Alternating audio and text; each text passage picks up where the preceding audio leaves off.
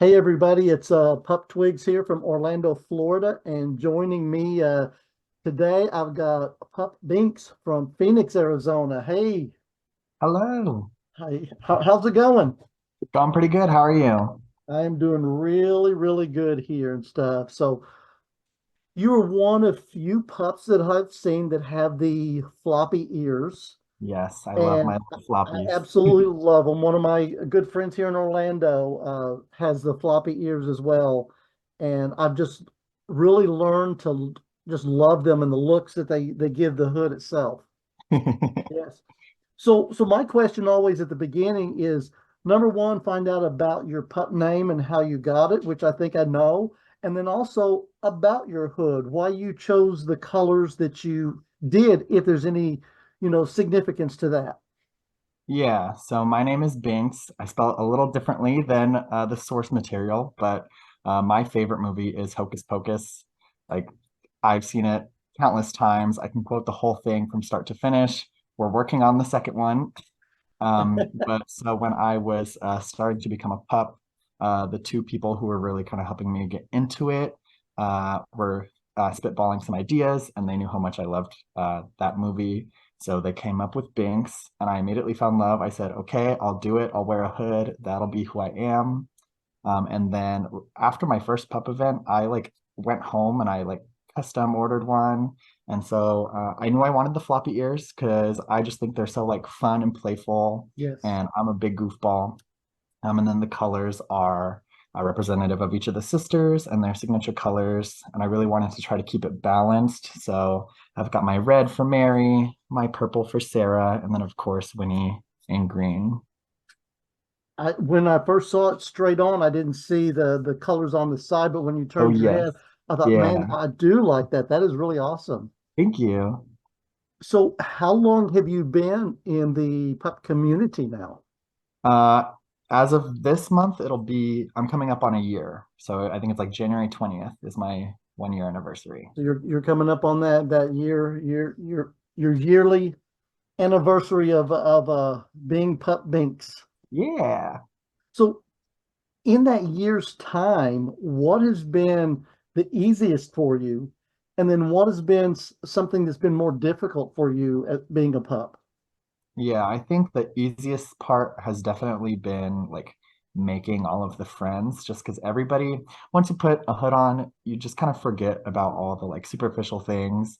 Mhm. And so it's just really easy to connect with people. I keep making friends still, because Phoenix is ever growing in their pup community. So it's been super amazing to just meet so many awesome people. And then I'd say the most difficult thing, especially towards the beginning of it, because I was very hesitant to get into the community. I really just kind of did it to be a good friend for someone. Hmm. So I think the hardest part has definitely been learning to embrace it, especially in those first couple months, and being comfortable, like going out into public spaces in my hood, wearing it at the bar, um, outside of like traditional pub events. But I think I've long past that, so it's been great ever since. Good, good. Well, being a year into the community, have you found anything that you would change about it if you could? Yeah, I think I would definitely change, not so much within the community, but I would change the social perceptions about the community Okay. from like just outside perspectives, especially like uh, both like non-queer perspectives and also like perspectives of those within the LGBTQ plus community. Hmm. Because I think there is such like perception that it's like this purely sexual thing. And for me, it's not really that as much as it is a social thing. Right. I've really enjoyed more of the social elements than I have anything else really. So yeah, I think the social perceptions of just like it's not like it's this weird thing and like I'm just gonna go have sex with a dog head on. Like Right, right. I so much mean, more to it. Yeah. and some people are into that. I mean, Yeah, yeah, I've yeah. I've never done it. I don't say I won't, but I've never done it and stuff. But Yeah, it's that's not what it is for me. yeah. And that's another thing that I do like is that it's very like unique and individual for everyone. And there's Hmm. no one right way to do this. Yep, exactly. So someone on the outside looking in and really thinking about getting into this, what advice would you want to give them? Yeah, I'd say the biggest thing is to don't hold yourself back. Forget like whatever perceptions you may have about it, and if you think it's weird, and really start by like finding out who the local leaders are in your pup community, in your local Mhm. pup scene, and engaging with them, and really putting yourself out there to like go to events. If you know anyone who has a hood that they can let you borrow, like just try it out. And then once you take those first initial steps, it becomes so much easier. Yeah, I don't know. I know when I first started, I had to order those $25 hoods off of Amazon just to try and see Yeah. if that's what I wanted. Can't wear a full hood because it's just too hot for me, but Yeah. I tell you what, it was it had me on the first hood. I said, okay, this is what I want to do. Yeah. So what brings Pup Binks the most joy out of being a pup? I think the thing that brings me the most joy is really just, again, the people that I get to now call like my second slash chosen family, whatever language you want to use there. Um, like I've been put into so many different spaces now that I never thought I would have been a part of. Yes. And it's really just been like so amazing for me. There was one night in particular, I wasn't in my full hood or anything. I think I just had my collar on. But it was still a space in which like I never thought I'd be a part of a year ago. And I was out at the bar with one of my pup friends, and I ended up crying to three different people about how much I appreciate them for welcoming me and loving me as Nice. who I am. So that was embarrassing, but it happened and it brought me joy. So Hey, it's such a welcoming community. It really is. So do you have some pups do, some pups don't, but have a special play toy that you like? so I don't like play often, but if people have them, I love anything that squeaks. Mm-hmm. And unironically, for Christmas, my aunt got me Hocus Pocus dog toys. They have Oh, no idea. They just were like, I know you collect Hocus Pocus stuff, so I got you these. And I said, I love them. And those, they do, in fact, squeak. So, oh my gosh, yeah. those are so amazing. I love them. Those are some of the most unique play toys I've seen now. So, Thank you. Thank you. so what about the pup headspace? What has it done for your mental health? Yeah, so I think like the biggest thing is that it's allowed me to express myself in new ways that I like wouldn't normally do. Yes, I already wear a lot of Hocus Pocus clothing, but this is just like the icing on the cake for me. Mm-hmm. And it's really helped me find people that I know I can rely on if I'm ever going through anything, like if I'm in a negative mental headspace or anything.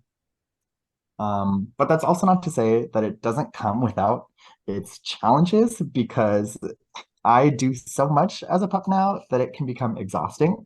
Yes, And I really just say who needs to sleep most nights of the week. But I other hear than you. that, I know I have the support system and it's just like full of love. So it's definitely more positive than it is negative, but That it's is all good to to be hear. aware I of. love that.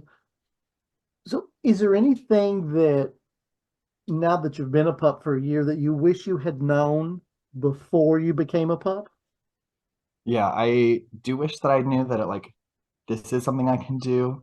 And it's not like a purely sexual thing because I think that was such a big deterrent for me before I finally said, sure, why not? And because I didn't know that there was like such this huge community online either. I Oh had yeah. never seen a pup on Instagram or nothing.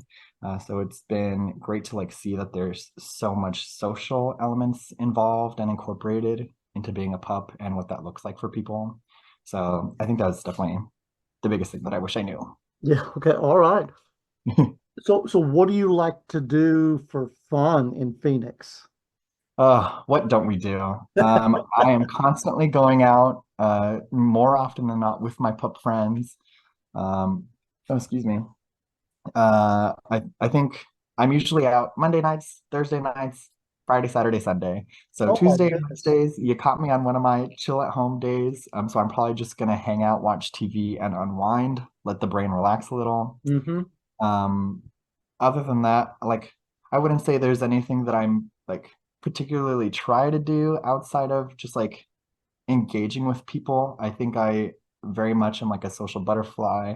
I rely on that like social element in my life. So as long as I just get my little moments to recharge, I just need people in my life. Uh, yeah, I'm the same thing. A big friendship circle is what I have because Yeah, yeah, I just like having friends around all the time. yeah. So I'm guessing because your name is Pup Bynx that you probably have cats as pets. I wish I really want two cats. I want a Binks and I want a Salem, but Oh, I have terrible allergies. So oh, I do you should not really? have a pet. But I do love spending time with other people's pets. As long as I take my pill, I'm good to go. But if I were to have one, it would be terrible. Oh no. Well, yeah, I'm allergic to animals too, but I have three. I take my allergy pill every day so Uh, I can have my cats. Yes. So what kind of events do you have going on in the Phoenix area? Yeah, so already kind of mentioned that I'm always out. So on Mondays, we call it puppyoke. It's just your standard karaoke, but the host is a pup here, Pup Zeus. So he does that every Monday at one of our favorite bars that we're always at. We also have every third Friday of the month is our like traditional pup night at the Leather Bar here in Phoenix. And then we've just started a new pup event every first Saturday, and this started in October. So we're coming up on our fourth one this Saturday. It's called Bark After Dark. There's a whole Instagram page for it, so check it out. Oh, really? And that is just like a big party, basically, also at the same bar as the Puppyoki. So we have DJ, go-go pups. There's like a social area. There's a moshing area. And so we try to really incorporate everything that people would want to do at an event like that. So that's been really great. It's taken off so well. Good. I also know there is, I think also on the first Saturday of every month, so before the party, there is just like a pup mosh. It's in like a dance studio. They have the mats and everything. So I know a handful of people go to that. And then we just like to go out in our hoods whenever we feel like it. And that would be fun, that part of it. Yeah. Yeah, yeah. I think every Thursday there's a drag show that a bunch of us usually go out to. So Um, yeah, we what, stay what, busy. what it's nice to be young because I used to be out every weekend and stuff. Yeah, Gosh, I it's miss taken that its so toll. much. So we're to that point where you get to ask my next guest a question.